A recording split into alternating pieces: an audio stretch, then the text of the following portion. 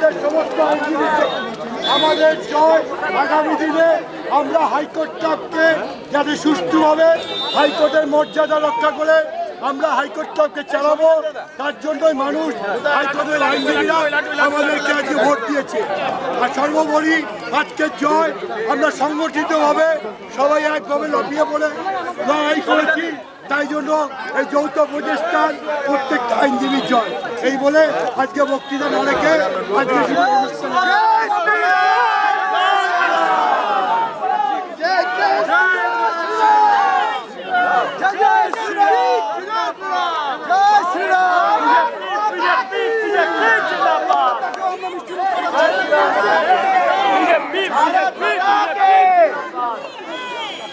পঁচিশ থেকে শুরু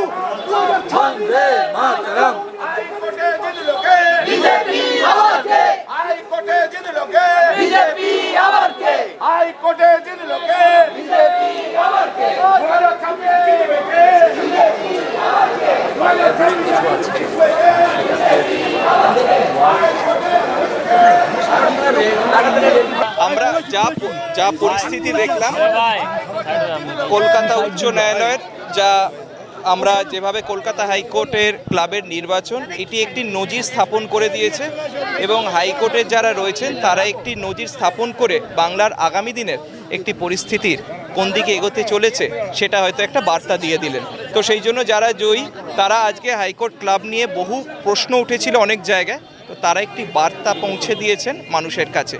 তো সেই বার্তাগুলো তারা কি পৌঁছেছেন, আমাদের ভাইস প্রেসিডেন্ট সহসভাপতি প্রার্থী হয়ে জিতেছেন শ্রী অনিন্দ বসু, আমাদের ট্রেজারার হয়ে জিতেছেন শ্রী বিজিতেশ মুখার্জি।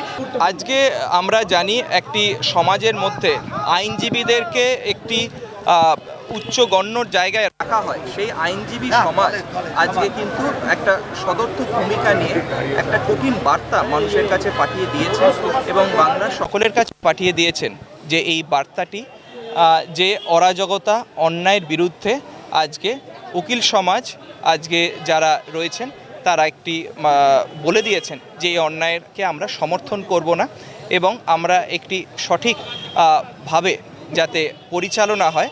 হাইকোর্টের একটি অন্যতম ইনস্টিটিউশন বলে যে আমরা যে হাইকোর্ট ক্লাবকে জানি, সেই ইনস্টিটিউশনটাকে তারা পরিচালনা করার জন্য আগামীর একটি বার্তা পৌঁছে দিলেন, এটি সমাজের কাছে পৌঁছে দিলেন এবং সমাজ এটাকে কিভাবে নেবেন আশা করি সমাজ এখান থেকে আমরা নিয়ে অন্যায়ের বিরুদ্ধে বিভিন্ন যে স্তরে রয়েছে সেই স্তরে মানুষ গর্জে উঠবেন।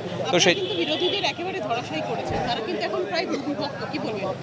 না, তাদের কি অন্দরমহলের কি বিষয় সেটা নিয়ে আমাদের কোনো মন্তব্য নেই, আমরা সেটা তাদের নিজেদের বিষয়, কিন্তু আজকে মানুষ আস্থা রেখেছেন আমাদের যারা রয়েছে রাষ্ট্রবাদী যারা রয়েছেন তাদের ওপর তাদেরকে সমর্থন করেছেন, তাদের ওপর আস্থা রেখেছেন এবং মানুষ এনারা প্রত্যেকে নিজস্ব পেশায় নিজস্ব জায়গায় প্রথিতযশা আইনজীবী প্রত্যেকে, সেটাকে মাথায় রেখে এবং হাইকোর্টের যে কালচার যে সুনাম সেটাকে বজায় রাখার জন্য আমরা এনাদেরকে প্রার্থী করা হয়েছে এবং মানুষও এনাদের ওপর আস্থা এবং ভরসা রেখেছে।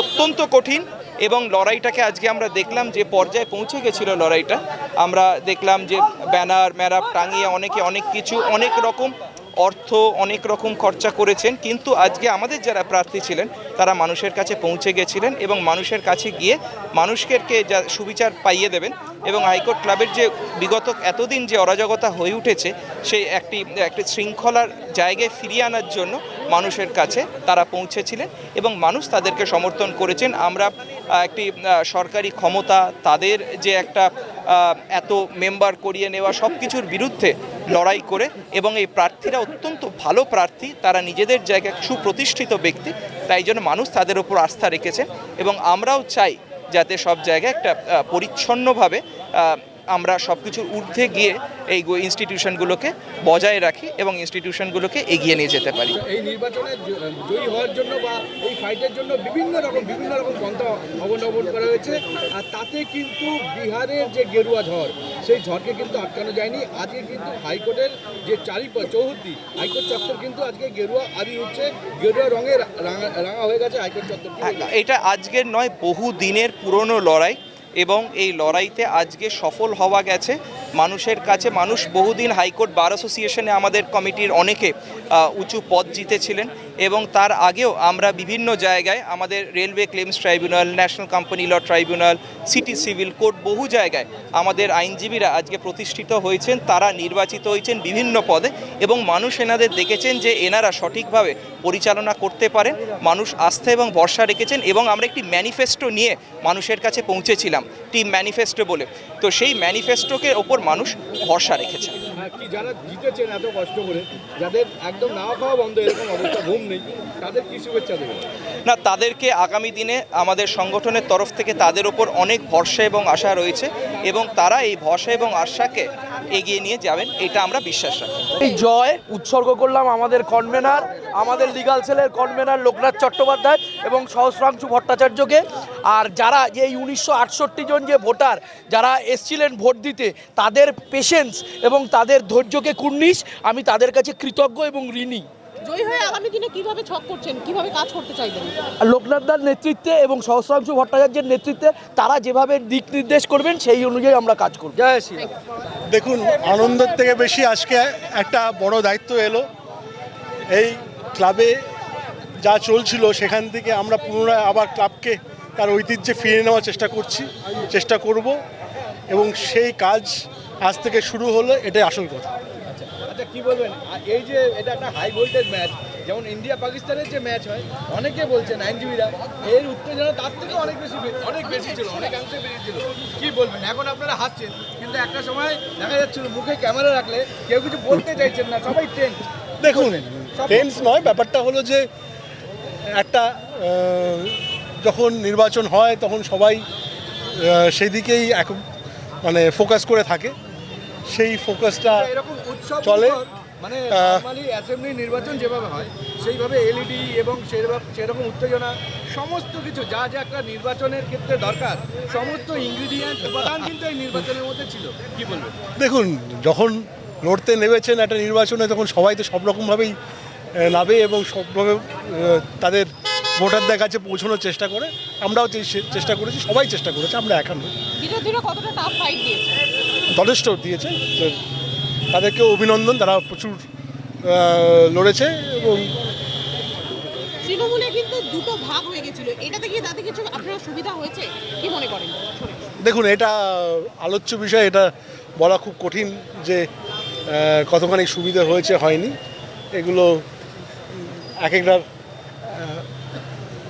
কারা সব থেকে বেশি ফাইট দিল, তৃণমূলের অফিসিয়াল প্যানেল নাকি বিক্ষুব্ধ? দেখুন, নম্বর দেখলে আপনারা বুঝতে পারবেন কারা আসল ফাইটটা দিয়েছে, সেটা তো আমরা মনে হয় সংখ্যা সব বলে দিচ্ছি। জেতাটাই বড় আগামী কথা। দিনে কিভাবে কাজ করবেন? যেটা বলেছি, ক্লাবের সম্মান আবার ফিরিয়ে আনতে হবে, এবং ক্লাবের সদস্যদের জন্য, এটা আলটিমেটলি একটা ক্লাব তাদের সদস্যদের, সেই সদস্যদের তাদের জায়গা আবার ফিরিয়ে দিতে হবে, এটাই আমাদের মূল কাজ। তাদের কাছে পৌঁছতে হবে। অনেক মেম্বার যারা অ্যাসোসিয়েট, তারা তাদের সাবস্ক্রিপশন ঠিক মতো দিতে পারেনি, বিভিন্ন রকম সমস্যা থেকেছে, ক্লাবে ঠিক মতন হয়তো সংযোগ করতে পারেননি, পার্টিসিপেট করতে পারেননি, তাদেরকে সেই জায়গা ফিরিয়ে দেওয়ার একটা আসল কাজ। গেরুয়া শিবিরের দিকে বেশি থাকবে নাকি একেবারে দলমত নিয়ে? একেবারে নেই, ক্লাব মেম্বারদের, এটা হলো শেষ কথা। মেম্বারদের ক্লাব, সেটা গেরুয়া কি গেরুয়া নয় সেটা বড় কথা না, ক্লাব মেম্বারদের এবং মেম্বারদেরই থাকবে। কি বলবেন? আপনার মুখ এখন গেরুয়া রঙে রেঙে উঠেছে। हैं only one line I want to say high court club अभी झांकी है 2026 अभी बाकी है কতটা উৎসাহিত? Very very excited and very very happy just like Bihar अगर वेस्ट बंगाल में भी वही लैंडस्लाइड विक्ट्री बंगाल में भी हो जाए तब तो प्रॉपर हमारा টাফ ছিল। हाँ it was tough it was a fight neck to neck fight but हमारे सारे पैनल से बीजेपी आए हैं কারা ফাইট দিল আপনাদের মেইনলি? मेनली कमेटी मेंबर में वरना ऊपर में प्रेसिडेंट में थोड़ा फाइट था एंड असिस्टेंट सेक्रेटरी में था দিল বিরোধীতে কারা সব থেকে বেশি ফাইট দিল?